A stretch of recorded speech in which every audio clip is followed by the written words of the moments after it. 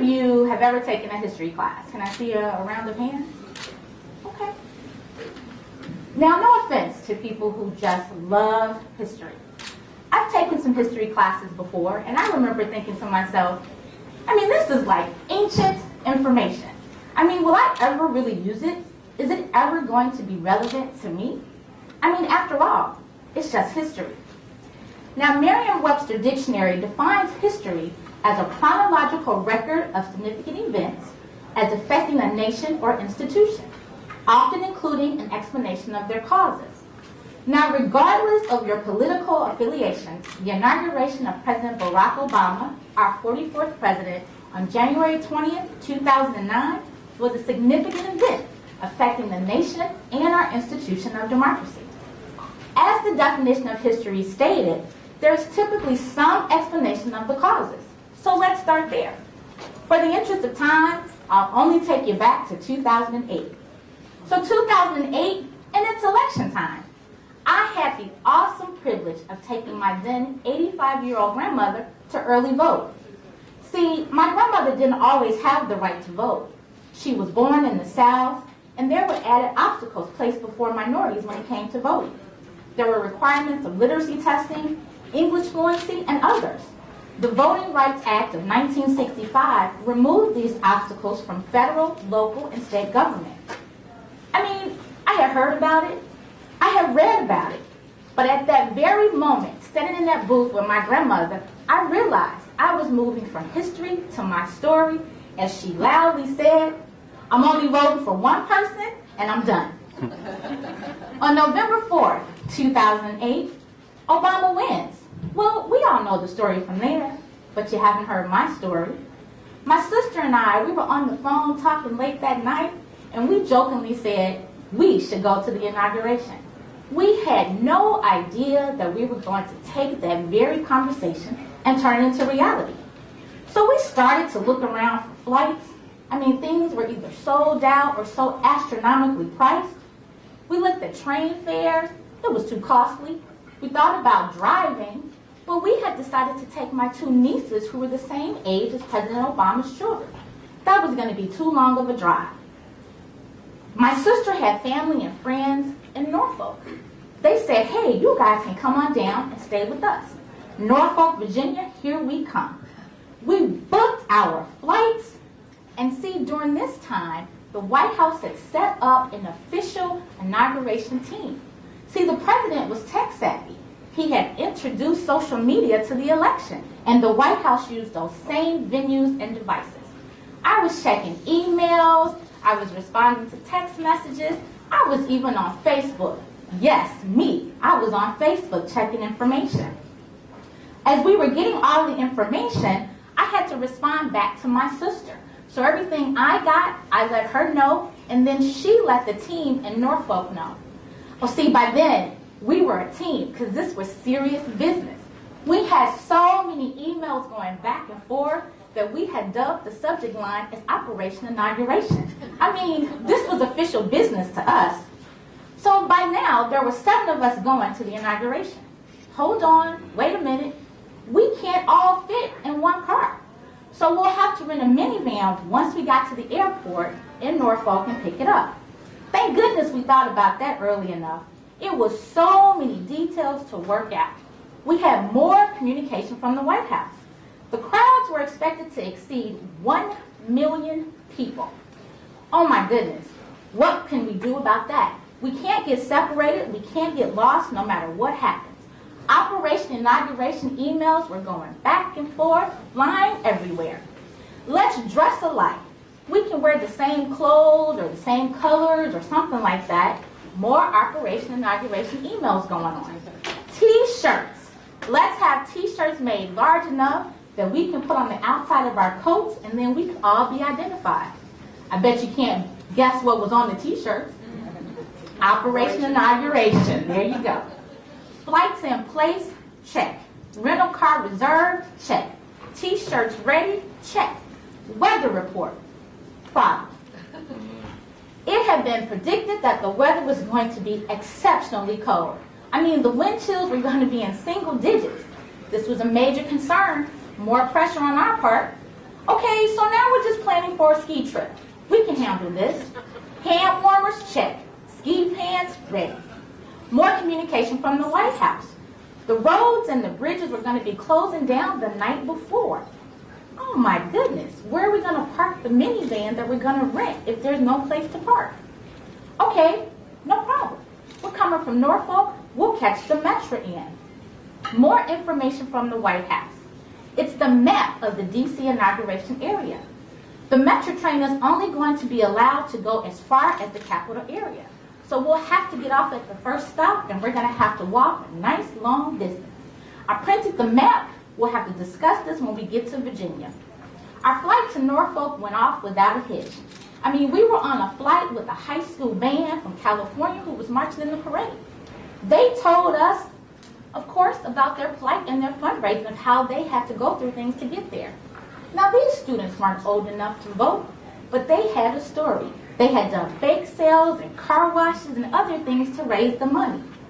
We finally arrived at our destination, and we were so excited. I mean, we were happy to see our family and our friends. We reminisced about the old times. But very soon, we got back down to Operation Inauguration business. I mean, remember the map? We were sitting down at the table having a full-blown ops meeting discussing the map.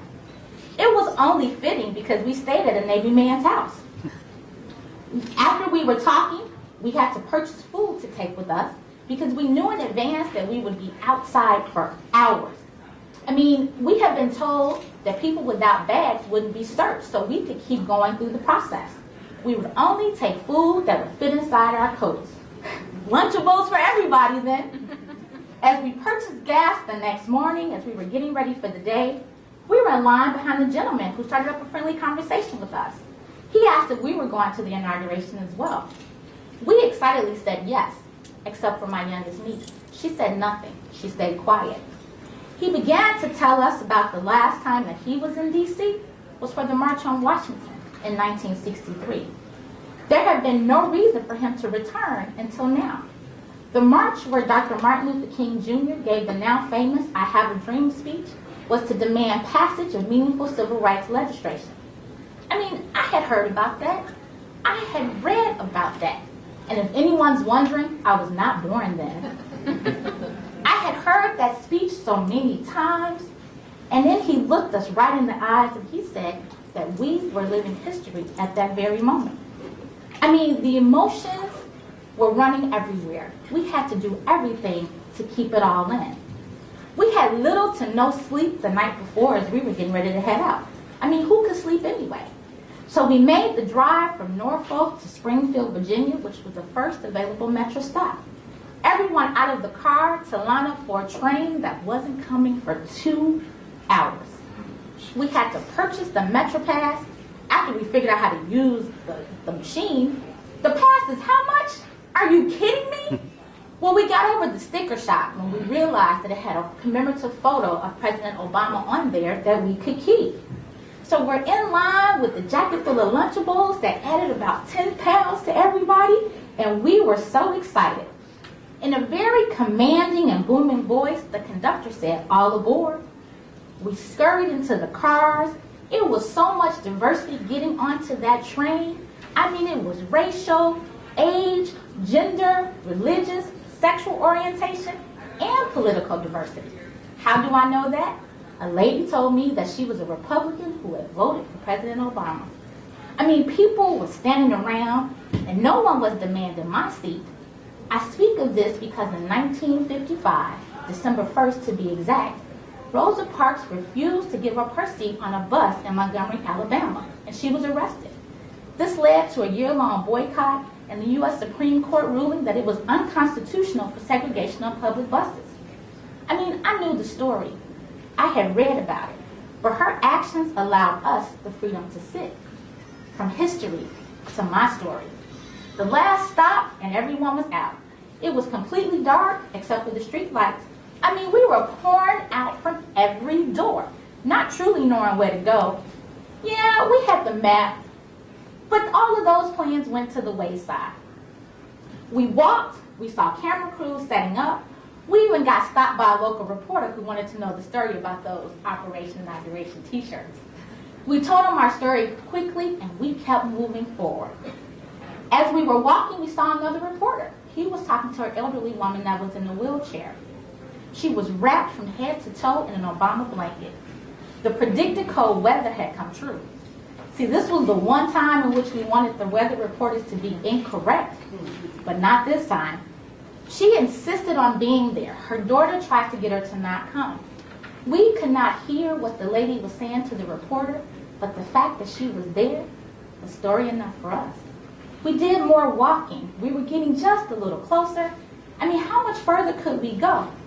Jumbotrons and, oh my gosh, porta potties galore. I mean, later we would find out that every state had sent over as many porta potties as they could. And I'm not just talking about any kind of porta potty. I mean nice, roomy porta potties with the little sinks and a hand sanitizer. Now, believe you me, it was appreciated because we would be standing outside for over 12 hours. We decided to post up directly across the Jumbotron with a tree and by the porta potty. Remember that Navy man? He told us if anything went wrong that we should put the kids in the porta potty for a stampede. Now, luckily, none of that came to pass, but that was smart thinking on his part. Sun was finally fully up. We were taking it all in, and all of a sudden, we look up. There were two people in black walking back and forth with rifles, never seeming to stop. Had we made it so close that we were amidst the sharpshooter range? Oh, yes, we had. I mean, really, we had gotten close, and it was estimated that it was 1.8 million people there. Did I mention the weather predictions had come true? We were freezing. The Jumbotrons were following on, and everyone went excited. The area photos were shown, and you could see all the diversity and the many people all the way beyond the water in the pool. It was showtime. We had been out there talking on the phone to our families and friends, but putting our phones in our pockets to warm them up so they wouldn't freeze. The crowd goes crazy as the president comes out to be seated. As the songs are being sung and the poetry being read, the people were so excited and we were still moving around. The official swearing in begins. It's complete silence. I could hear a faint cry coming somewhere from my left, but I turned not to look at that person because I knew that they had a story too. See, I thought about my trip just 2 short days prior to that, coming from the south side of Chicago. I had come by plane, train, and automobile, and I had endured the harsh weather. But then I thought about people who had sacrificed things before me as well. I mean, I thought about Emmett Till, the black teenager from Chicago who was killed in Mississippi because he whistled at a white woman. Many say that this event was a pivotal turning point to the civil rights movement. His services had been held at my grandmother's church, Robert's Temple, also on the south side of Chicago, and even closer to President Obama's home in Hyde Park. See, I had heard all those stories. I had read them. But now it's no longer just history to me. It's my story. And as quickly as the swearing-in started, it had ended. Our journey home was quiet and somber. We met a gentleman in the airport as we were walking through, and we were displaying our flags that we had gotten at the inauguration, and he asked us where we were coming from. Remember my niece who said nothing in the convenience store? She turned to him and she excitedly said, we were coming from the inauguration. You see, she had a story as well.